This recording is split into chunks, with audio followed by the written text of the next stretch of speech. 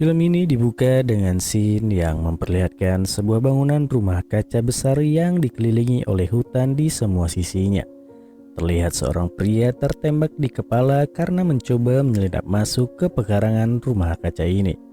Tiga gadis bersaudara, Evie, Bee, dan Daisy. Mereka menghampiri dan mengambil barang-barang berharga milik pria yang ditembak tadi. Mereka juga mengambil organ tubuhnya.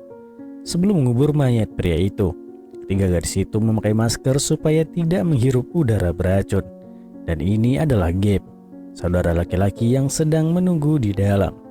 Pada malam hari, mereka semua berkumpul bersama sang ibu. Ibunya memperingatkan perintah tegas tentang apa yang harus dilakukan terhadap orang luar yang masuk tanpa izin. Mereka harus ditembak dan dikubur untuk menjaga tanaman dan pohon di rumah mereka tetap tumbuh dan memberikan udara yang bersih. Keluarga ini pun selalu melakukan ritual dengan menggunakan organ korban yang telah mereka habisi. Mereka dianggap sebagai pengorbanan. Keesokan harinya, tugas Bee yang berjaga. Ketika melihat orang asing, dia bersiap untuk menembaknya. Tetapi pria itu tiba-tiba pingsan. Bee memutuskan untuk membawanya ke rumah kaca karena berpikir dia memiliki informasi tentang Luka, saudaranya yang telah lama pergi. Evie melihat saudaranya dan memperingatkannya bahwa dia telah melanggar peraturan. Tetapi Bee tetap bersikeras ingin menyelamatkan pria itu. Saat ibunya mengetahui hal ini, walaupun awalnya marah, ibunya akhirnya mengalah dan memutuskan untuk membantu mengobati pria itu yang sedang terluka kakinya. Di pagi hari ketika terbangun, Gabe mengompol. Dia pun ketakutan dan terkejut melihat celananya yang basah. Bee dan Evie bangun dan membersihkan spraynya. Bee pergi mencuci spray, dan Evie membuka celana Gabe dan membersihkan senjata keramat Gabe dengan penuh kasih sayang. Evie dan Bee mengganti perban pria asing yang terluka. Setelah itu, Evie keluar melanjutkan aktivitas yang lain. Saat pria itu membuka matanya, Bee pun kaget dan mengancamnya menggunakan pisau. Tidak lama setelah itu, ibunya menginterogasi pria itu. Dia mengaku tidak tahu dari mana dirinya berasal dan juga tidak mengingat namanya.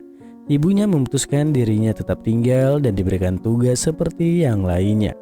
Kemudian Evie memperingatkan adiknya untuk tidak gampang mempercayai orang asing itu begitu cepat.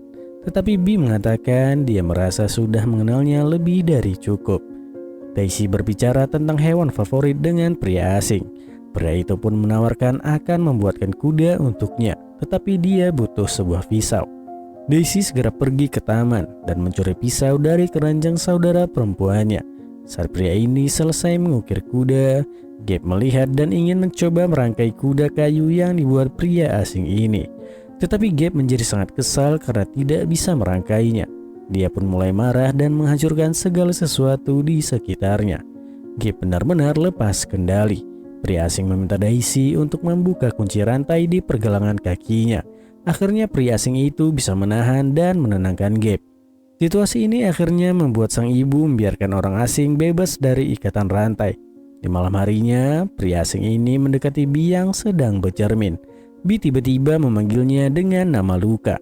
Pria asing itu pun memberitahunya bahwa dia tidak bisa menjadi Luka karena Luka bukanlah dia. Dan dia tidak merasakan perasaannya seperti seorang saudara laki-laki. Keesokan harinya, dia bertemu dengan Evie di gudang taman. Dia pun mencoba untuk ramah dan berbicara dengannya. Percakapan itu seputar tentang kotak ingatan permainan yang biasa dia mainkan bersama saudara laki-lakinya Luka. Evie marah karena dia tidak bisa mempercayainya. Singkat cerita, sang ibu berbicara dengan pria itu dan menyarankan bahwa peran orang asing itu di sini adalah untuk menanam bibit kepada Bee.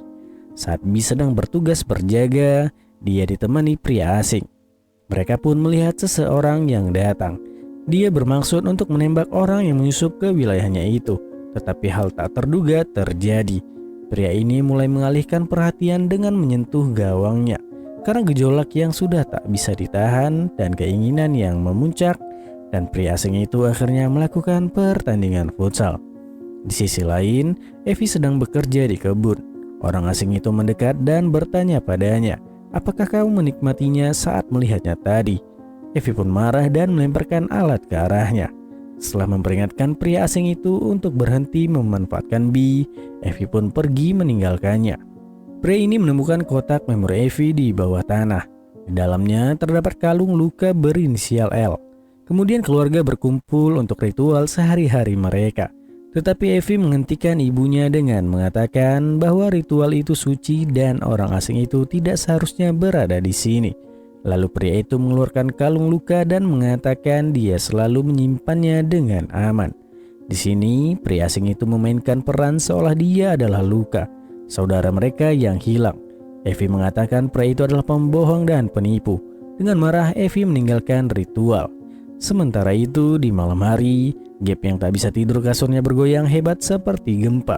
Karena Bee dan Luka palsu yang berada di atasnya sedang bermain futsal. Sampai terdengar oleh Evie. Dan bahkan terdengar oleh Daisy dan juga ibunya. Suatu hari, Bee mengunjungi ibu di kamarnya dan berkata kepada ibunya ia sangat bahagia. Ibunya sangat senang, tetapi mengingatkan bahwa ada bayi di dalam tubuhnya. Bee harus siap saat bayi itu lahir. Dia harus memilih salah satu, pria itu atau bayinya. Bee sedih mendengar perkataan ibunya tadi. Luka pun menemaninya dan mencoba menenangkannya. Dia bilang bahwa akan tetap selalu bersama. Bee pun sedikit tenang mendengar hal itu. Suatu malam, Gabe mendatangi kamar Evie dan tidur di sebelahnya. Ternyata Gabe juga ingin bermain futsal. Evie pun kaget dan terbangun saat dipeluk erat oleh Gabe. Evie menolak, tetapi sesaat kemudian Evie membantunya dengan menaruh tangannya di bawah selimut. Tahu sendirilah ya buat apa. Lanjut ke cerita berikutnya saat kedua pria ini bekerja bersama di gudang taman rumah kaca. Luka palsu memberitahukan Gabe bahwa kasih sayang Evie padanya adalah karena rasa kasihan. Gabe tak menerimanya. Dia melemparkan kayu ke arah luka palsu tetapi malah terkena jendela hingga pecah. Setelah kejadian itu, ibu dan orang asing itu berbicara empat mata. Sang ibu telah mengambil keputusan dan memberitahunya bahwa sudah waktunya dia pergi. Pria itu pun sedikit kecewa. Singkat cerita, luka palsu menemui sang ibu. Mereka sedikit beradu mulut.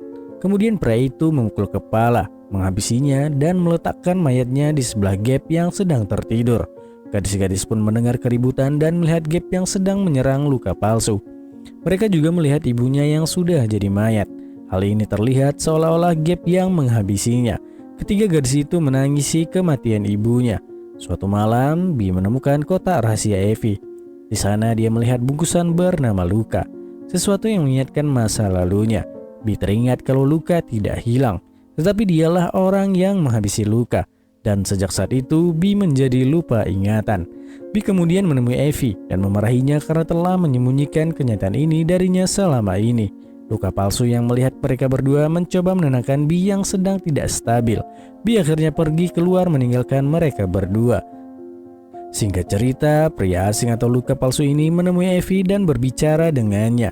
Dan tanpa basa-basi mereka pun langsung beradu mekanik.